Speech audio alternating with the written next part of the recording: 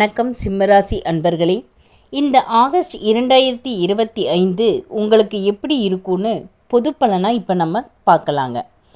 இந்த மாதம் பார்த்திங்கன்னா எல்லாத்துலேயுமே ஒரு தேக்க நிலை, அப்படியே எல்லாமே அப்படியே இருக்குது, எந்த வேலையும் செய்ய பிடிக்கல அப்படிங்கிற ஒரு நிலைமையில் மனசில் ஒரு விரக்தியான போக்கு இருக்குங்க. நீங்கள் உங்கள் கடமையை மட்டும் தவறாமல் செஞ்சிடணுங்க.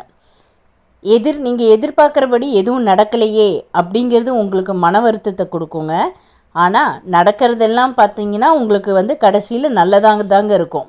நீங்கள் எதிர்பார்த்தது இப்போ உடனே நடக்கலைனாலும் நடக்கிறது எல்லாமே நீங்கள் எதிர்பார்க்காதபடி நல்லதாகவே உங்களுக்கு இருக்குங்க. நீங்கள் இப்போ பார்த்தீங்கன்னா கையை காலையெல்லாம் கட்டிட்டா போல் ஒரு மனநிலை உங்களுக்கு இருக்குங்க. நீங்கள் எந்த துறையில் இருந்தாலும் நிறைய வேலை, அடுத்தவங்களுடைய வேலையும் நீங்களே செய்ய வேண்டிய நிலைமைக்கு தள்ளப்படுவீங்க.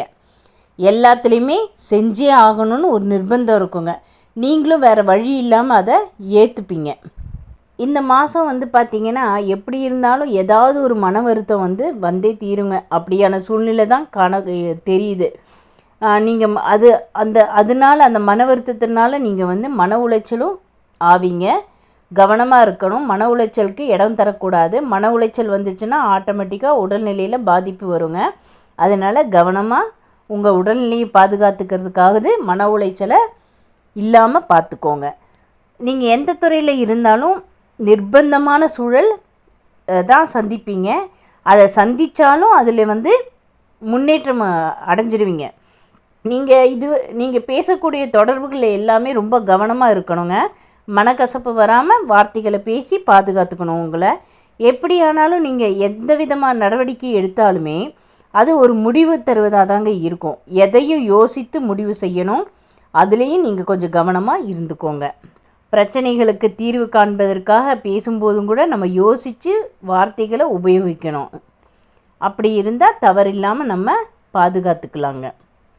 3, 4, 12, 13, 21, 22, 30 இந்த நாட்களில் பணப்புழக்கம் அதிகமாக இருக்கும். 7, 8, 9, 16, 17, 18, 25, 26, 27 இந்த நாட்கள் எல்லாம் உங்களுக்கு சகாயமான நாட்களாக இருக்குங்க.